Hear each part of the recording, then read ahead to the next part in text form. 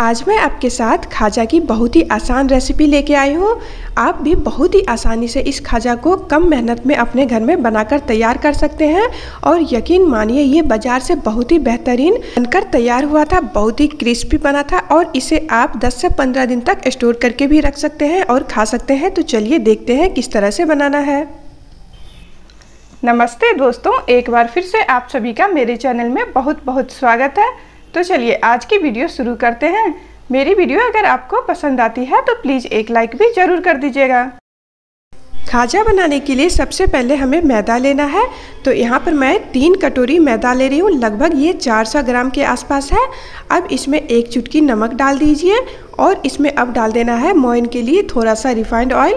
तो एक बार में ही सारा नहीं डालना है, अभी मैं 4 से 5 छोटा चम्मच डाल दी हूँ। अब हाथों से अच्छी तरह से मैदे और तेल को मिला लीजिए। कुछ देर मिलाने के बाद आप फिर से इसमें 4 से 5 चम्मच तेल को डाल दीजिए और अच्छे से मिला लीजिए। तो मोइन अगर इसमें थोड़ा कम भी रह जाता है तो कोई दिक्कत नहीं है, आप पतला बेलेंगे तो बहुत ही क्रिस्पी और खस्ता बनकर तैयार होता है। तो यहाँ पर मैं थोड़ा सा और तेल डाल दी हूँ और अच्छे से मिला लेती हूँ। तो लगभग हाथों से इस तरह से 1 मिनट मिलाना है आपको और इसके बाद इसमें पानी डालना है और पानी डालकर एक अच्छा सा डो तैयार कर लेना है। तो पानी हमें इसमें नॉर्मल ही डालना है, ना तो गर्म करना है ना ही ठंडा लेना है। नॉर्मल पानी जो होता है वो पानी डालकर और इसे अच्छे से आप गूंद लीजिए। तो आटा को ना हमें ज़्यादा सख्त लगाना है और ना ही ज़्यादा नरम लगाना है। तो जिस तरह से हम लोग पराठा वगैरह बनाने के लिए आटा लगाते हैं बस उसी तरह से इसे लगा लीजिए। तो थोड़ा थोड़ा पानी डालकर और यहाँ पर मैं आटा तैयार कर ली हूँ और अब इसे इस तरह से थोड़ी देर मसल लीजिए और इसके बाद इसे आप ढककर लगभग 10 से 15 मिनट के लिए रख दीजिए। 15 मिनट बाद ये खाजा बनाने के लिए बिल्कुल तैयार हो जाएगा। खाजा बनाना बहुत ही आसान है, अगर आपने पहले कभी नहीं बनाया है फिर भी आसानी से इसे बना सकते हैं। तो अब इसे मैं ढककर रख देती हूँ और जब तक आटा रेस्ट कर रहा है तब तक हम यहाँ पर चाशनी तैयार कर लेते हैं। तो यहाँ पर मैं 1 कटोरी चीनी ली हूँ और इसमें आधी कटोरी पानी डाल दी हूँ। अब इसे चलाते हुए और चीनी को अच्छे से पिघला लीजिए और इसमें अब इसी समय 4 से 5 इलायची डाल देना है। अगर आपके पास इलायची का पाउडर है तो वो भी डाल सकते हैं। मैं यहाँ पर 4 से 5 इलायची को कूटकर या फिर खोलकर इसमें डाल दूँगी। तो चाशनी में अच्छे से इलायची की खुशबू चली जाएगी और जब हम इसमें खाजा को डुबोएंगे तो हमारा खाजा बहुत ही स्वादिष्ट बनकर तैयार होगा। तो मैंने इलायची भी डाल दी हूँ। अब इस तरह से चलाते हुए चीनी को अच्छे से पिघला लीजिए। तो चाशनी हमें थोड़ी सी चिपचिपी बनानी है। तो यहाँ पर देखिए चीनी अच्छे से पक गई है और ये थोड़ा सा गाढ़ा भी हो गया है। तो मैं दिखाती हूँ किस तरह का रखना है। तो जब ये हाथ में थोड़ा सा आप लेंगे और जब इसमें चिपचिपाहट सी आने लग जाएगी तब आपको गैस का फ्लेम ऑफ कर देना है। तो इसमें कोई तार वगैरह नहीं बनाना है, बस चाशनी में चिपचिपाहट आनी चाहिए। तो बहुत ही जल्दी चाशनी भी बनकर तैयार हो जाता है। अब इसमें आधा नींबू का रस डाल दीजिए ताकि ये जम ना पाए। अब नींबू के रस को चाशनी में मिला दीजिए और गैस का फ्लेम ऑफ करके और इसे गैस पर से हटा लीजिए। तो मैंने चाशनी को हटा ली हूँ। अब यहाँ पर आटा को भी चेक कर लेते हैं। तो आटा हमारा बहुत ही अच्छे से तैयार हो गया है।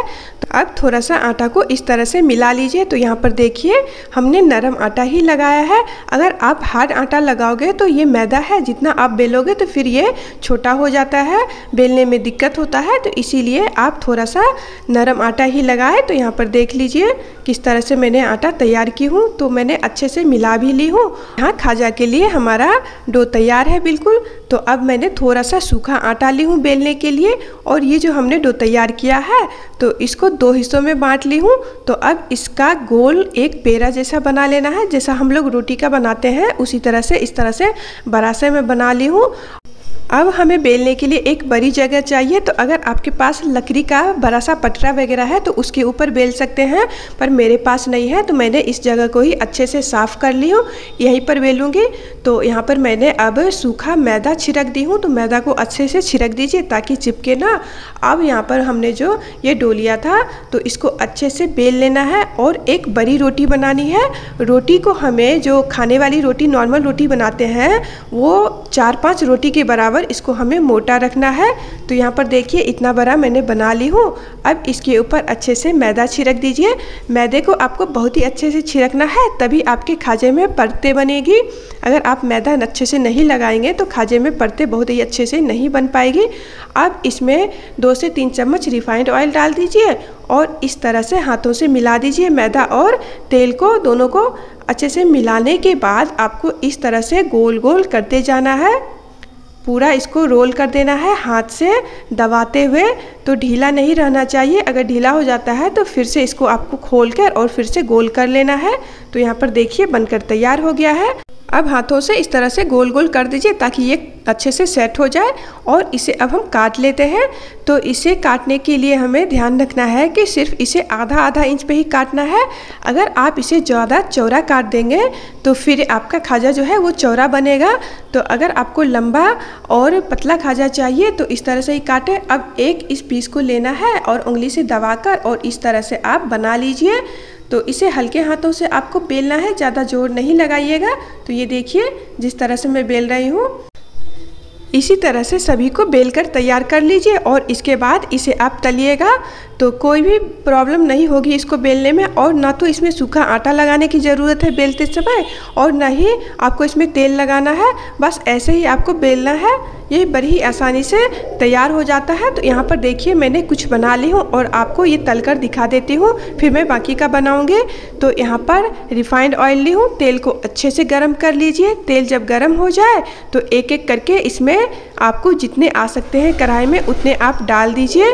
तो यहाँ पर मैं 5 डाल दी हूँ और अब गैस का फ्लेम बिल्कुल लो कर देना है। इसे धीमी आंच पर पकने देना है और ये जब एक तरफ से हल्का पक जाए तो इसे हमें पलट देना है। तो इसी तरह से धीमी आंच पर अलट पलट करते हुए जब तक खाजा का कलर बिल्कुल गोल्डन ब्राउन कलर का ना हो जाए तब तक इसे आपको तलते रहना है। तो कुछ देर लग जाएंगे आपको इसको करने में, पर ध्यान रखें आप धीमी आंच ही रखें। और ये देखिए इसके परती भी कितने अच्छे से खुल गए हैं। तो बहुत ही आसान है इसे बनाना, एक बार आप इसे ज़रूर ट्राई कीजिएगा। और ये देखिए हमारे खाजे में कितना अच्छा कलर भी आ गया है। तो ये बन चुका है, बहुत ही क्रिस्पी भी हो गया है। तो अब कढ़ाई में इस तरह से साइड करते हुए और जो भी इसके अंदर एक्स्ट्रा तेल है उसे आपको निकाल देना है और इसके बाद इसे आपको तुरंत ही चाशनी में डाल देना है। ध्यान रखें चाशनी हल्की गर्म होनी चाहिए। अगर आपकी चाशनी ठंडी हो गई है तो थोड़ा सा आप उसे गर्म कर लीजिएगा और चाशनी में डालने के बाद बस इसको डालना है और अलट पलट करना है और इसे निकाल देना है। इसे थोड़ा सा भी देर के लिए आपको रखना नहीं है।